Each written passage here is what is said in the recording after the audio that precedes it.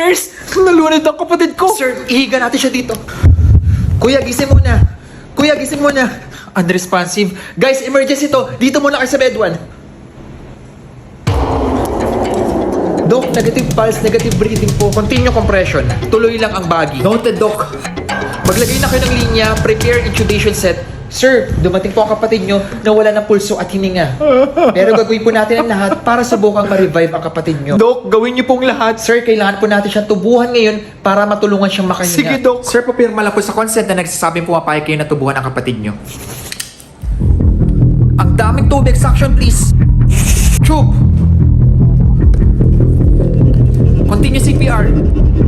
Anong rhythm natin? Doc, asystole. Please give 1 ampule epinephrine every 3 minutes. Continue CPR.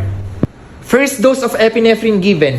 Doc, di po ba siya kukuryentehin para mabalik yung tibok ng puso niya? Sir, hindi po tayo nagkukuryente o nagde-defibrillate sa pasyenteng flatline ang rhythm. Eh, kailan po yung Doc ginagawa? Nagde-defibrillate lang po tayo sa pasyenteng may rhythm na ventricular fibrillation and pulseless ventricular tachycardia. Doc, ito po ang rhythm niya ngayon.